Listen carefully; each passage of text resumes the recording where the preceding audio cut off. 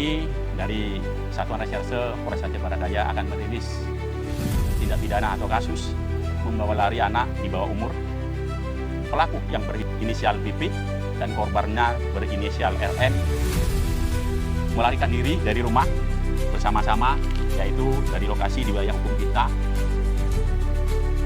Kemudian yang bersangkutan tanpa izin orang tuanya berangkat ke Medan bersama pelaku.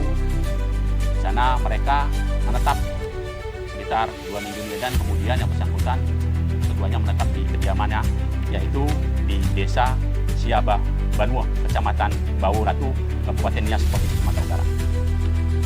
Terhadap kasus ini, kami menerapkan pasal, yaitu pasal 54 ayat 1 KUH Pidana dengan ancaman hukuman 7 tahun penjara.